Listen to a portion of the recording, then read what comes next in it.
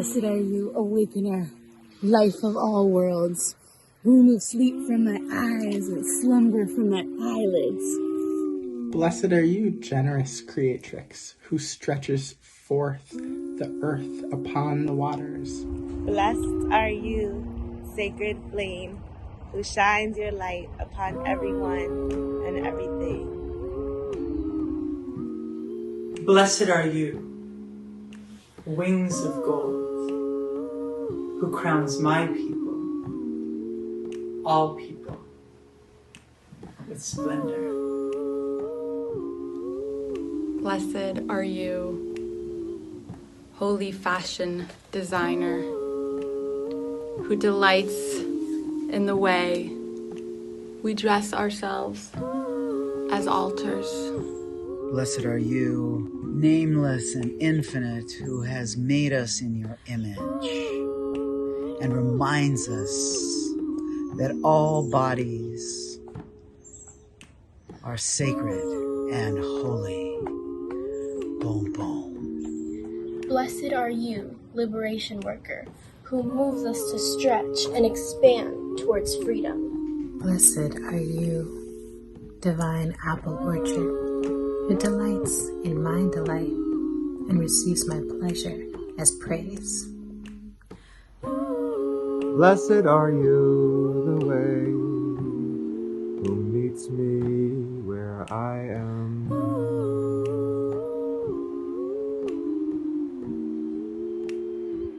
Blessed are you, holy breath, who fills me with this gift every day.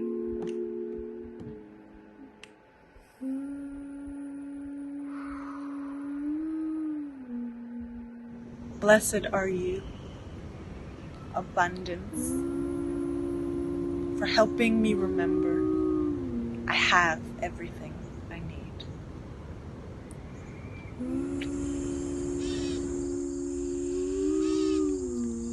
Blessed are you, source of life, who I draw upon for strength, and who reminds me that rest is a sacred act.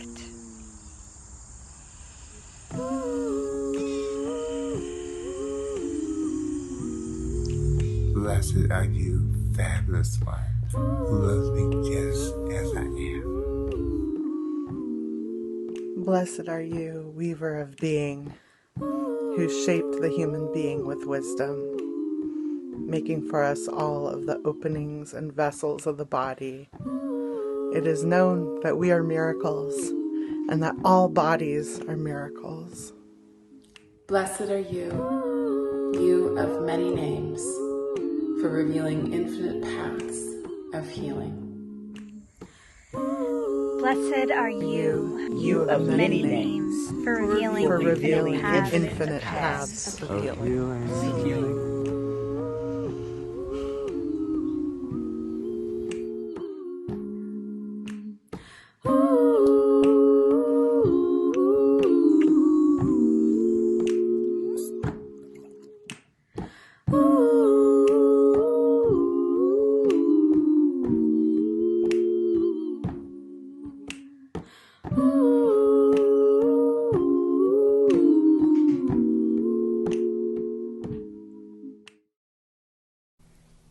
Welcome to St. David's 2022 Pi Day celebration.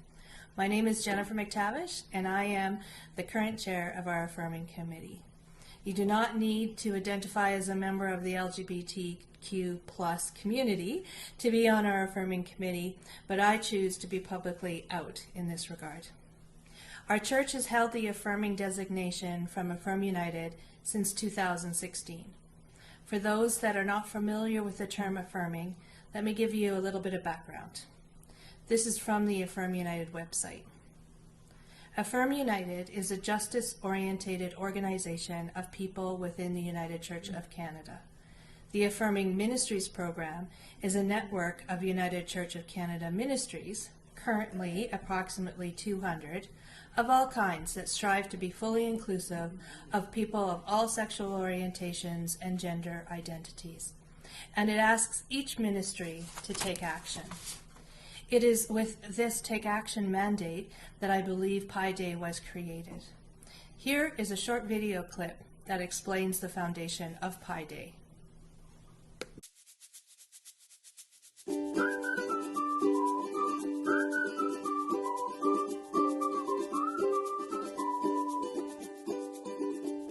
Hi, I'm Pam Rocker. And I'm Stefan Udo. And we're here today at the Sidewalk Citizen Bakery to talk to you about pie. Public, intentional, and explicit. Starting with P for public, which means how is your community being public about what they believe, who they support, and what inclusivity means for them. I is for intentional. Many people and groups, churches included, assume that gender and sexual diversity are fully accepted, so no special efforts are needed. Sadly, this simply isn't true. Most discrimination against the queer community is still religiously motivated, and affirming churches are rare, so those who are affirming need to express radical love with intention. They should be deliberate in their process of dialogue, education, and celebration as an ongoing part of their ministry. These things done with intention can be transformative and can keep your ministry fresh and relevant.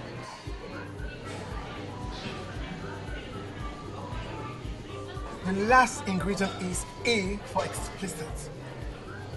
Affirming ministries should be explicitly loud and proud, and they should clearly indicate in their mission statement and everywhere else that the LGBTQ2SIA+ community is embraced and needed in every facet of church life. Be specific, name our community, and invite queer people to come and speak on Sunday morning, and make sure that every visitor will know what you believe in. Easy as, well, you know. So let's celebrate Pi year-round and give the world a taste of affirming. Do you think we should just have one more piece? Well, there's always space for one more.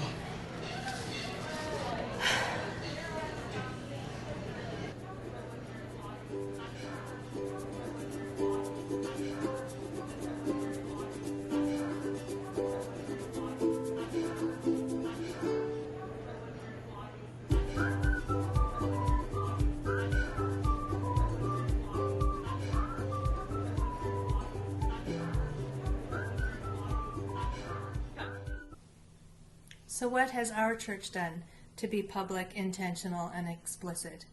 Several things over the years, but to highlight a few, first we started by creating a vision and mission statement that included our commitment. We are displaying our Affirm United status by having visual representation around and inside our church. We have the logo sticker from Affirm United on our front door. We hang rainbow flags on our signs and on our building, and in our sanctuary. We also have 2 fantastic benches out front painted in bright rainbow colors. We have special candles that sit beside our Christ candle in our sanctuary that are lit in honor of our commitment to the LGBTQ+ community and our commitment to right relations. We also have an affirming committee whose chairperson sits as an equal active voice on the church's full council. We also participate in the annual Pride Parade and Affirming Network booth in the park following the parade.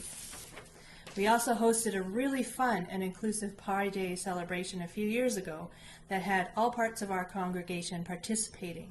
That included a lot of homemade special pies, a special speaker, a luncheon, and last but not least, a whipped cream pie throwing event that had our minister and I both volunteering to be the target of. But then COVID came along, and everyone, including churches, have been very limited into what and how we all connect with each other. We, knock on wood somewhere, are hopefully close to getting back to as normal as possible soon. But this year, we are still limited to how we can celebrate this day without actual pie and in person. So I hope this video celebration we have put together reaches out to everyone, and I really mean everyone, to know that you are valued and welcomed here at St. David's. I also want to acknowledge the ongoing support of our congregation. When our church first discussed about being an affirming church, it was asked, why do we need to? Aren't we already welcoming? Well, we certainly were welcoming, even then. But knowing how many people are still so isolated and afraid to live fully as their authentic selves, we continue our intentions of being public, intentional, and explicit in our support of full inclusion. We may never know the faces of those that our efforts help, but we are making a difference. Thank you. Happy Pi Day. A reading from the Book of Psalms, Psalm 139, verses 1 to 6 and 13 to 15. I read from the Inclusive Bible. Yahweh, you've searched me, and you know me. You know if I am sitting or standing. You read my thoughts from far away. Whether I walk or lie down, you are watching, and you are intimate with all of my ways. A word is not even on my tongue, Yahweh, before you know what it is. You hem me in before and behind, shielding me with your hand. Such knowledge is too wonderful for me, a height my mind cannot reach. If I go up to the heavens, you are there. If I make my bed in death, you are already there. You created my innermost being and stitched me together in my mother's womb. For all these mysteries, I thank you. For the wonder of myself, for the wonder of your works. My soul knows it well. This is the witness of Israel. You see, to become is a lifelong process. Nothing is constant, not even the self. We evolve in the midst of narratives meant only for some, and ways of being made narrow by fear and power. We must then have the courage to listen. Listen to the truth of our own lives, to the wisdom that comes from within, responding without resistance or the need to control, but with welcome and curiosity. This is what ensures our becoming is an unfolding of our truest self. This lifelong labor cannot be carried out alone. It requires help from friends and lovers, families, and creaturely companions who bear witness to what makes us come alive and say to us, listen, look, feel, pay attention to that. May we have a public, intentional, and explicit time of bringing the message of equality, justice, and fairness to all. May God richly bless you, you wonderful and beloved creatures of the divine. This is loving and being loved. Telling the stories, sharing in the memories, giving thanks for the relationships, understandings, and experiences past that have shaped us to this day. This is loving and being loved. Celebrating new beginnings that excite. Holding wrists together. Leaning into unknowns with the promise of support and companionship. This is loving and being loved. Listening to the future, calling uniquely to each of us in the midst of all life's noise, helping one another find our place in the shared labor of collective life, supporting each other in what it is the world's ache is asking from us. This is loving and being loved. To say for the first time, this is who I am. This is the truth of my body. This is what I know about myself. This is my name. This is where my path is leading me. And to have it heard, have it received, have it affirmed, and then to say it again and again. As we change, as the world changes, and to have each proclamation greeted with an open-armed embrace. This is loving and being loved. There is no me without you. We shape one another. The sacred that birthed us weaves our lives together so that we can only find ourselves through shared becoming. For my journey and all of its winding ways, for yours, for all the saints who labored for what it is, all the kin and ancestors whose lives made ours possible, for all those yet to come for whom living our truths today will mean breaking possibilities open for them tomorrow. We pause, we give thanks, we acknowledge. This is loving and being loved.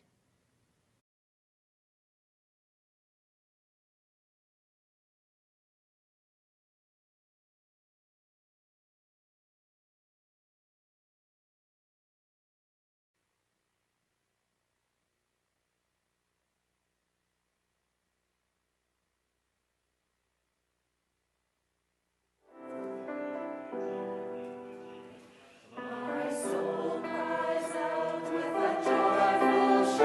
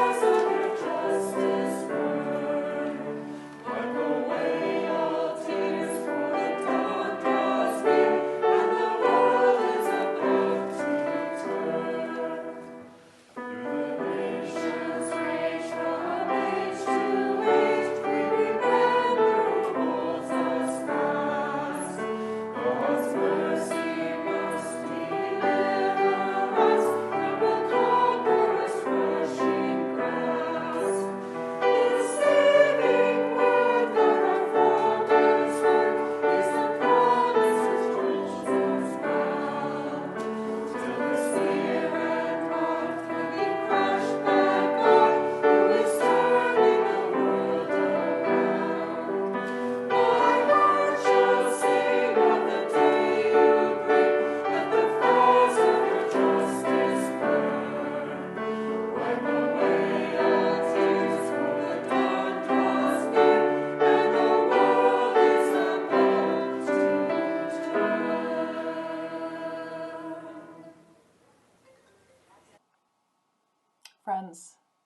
let us be grateful for the stitching together in our mother's wombs into unique and beautiful, diverse creatures. What a gift to be diverse. What a gift to be a multiplicity of human beings. I want to reflect a little bit on what it means to me to live out my ministry as someone who is public, intentional, and explicit about my welcome and my belonging within the LGBTQ community. I think that it's important that we realize that folks across the spectrum of diversity have different ways of living out their queerness, and it's important that we recognize that a welcome that is wholehearted is not one of only tolerance, but one where we actually come to recognize and realize that we really do see God through one another. And if anyone is excluded from the table, then we don't see our God clearly. We don't see the creativity and the wildness and the queerness of God. I think that all of us together as the body of Christ demonstrate the wide variety of beauty in this world. I think that it's important that we examine our theology and have an ear and an eye for what is queer, for what makes us think again. And I think we'll find lots of examples in our scripture. I want to ask us to consider how it is that we become people who think about God and learn about God and talk about God in ways that affirm all of our neighbors.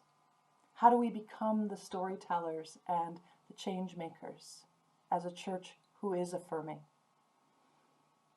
I think most importantly, my final word today will be, let us love and let us be loved, and let us grow that love into one that breaks out of our church walls and goes into the world and touches people. That love can change the world. It is the love of Jesus, and I'm so grateful to share it with you all. Many blessings and happy Pi Day. We'll see you soon. Hey friend, I wrote this poem for you because wisdom, the wisdom of the universe, delights in you. Wisdom at Creation, after Proverbs 8, by John Tyler Connolly. In the beginning of God's creating of the heavens and the earth, the first thing God created was wisdom. These days, wisdom often comes to us as an old woman, wrinkled and gray, squatting by the fire, whispering words we can hardly hear. Sometimes she comes to me, standing tall and strong and dark, like Isis or Ishtar made of obsidian, with Michelle Obama arms and a voice that rumbles in the wind. But in those first days, in the beginning of God's creating of the heavens and the earth, she was much younger, just formed, a little girl, with a smile as wide as the sky and a head surrounded by clouds of dark, unruly curls. Bobbly hair ties having not been invented. She was a giggle puss and a wiggle worm who ran and danced and delighted at everything God was creating. When God said, "Let there be," when they separated the darkness from the light, calling the one day and the other night, wisdom noticed there were places that weren't day and weren't night. Sunsets and sunrises, the most beautiful things she had ever seen. She squealed and clapped her hands and covered her mouth at the pinks and oranges and purples and deep blues. And when God separated the waters from the dry ground, and God called the one sea and the other they called land, wisdom saw places that were not sea and not land.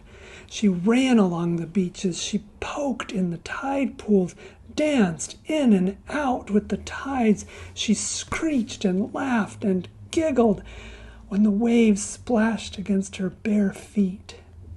She let the wet sand squish between her toes, and she was in love with this world. When God created the animals, the things that creeped along the ground, and the things that swam in the sea, and the things that flew in the sky, there were also fish that flew. Fantastic. There were penguins, birds that swam. At the sight of baby bats, her little heart melted. They were so cute.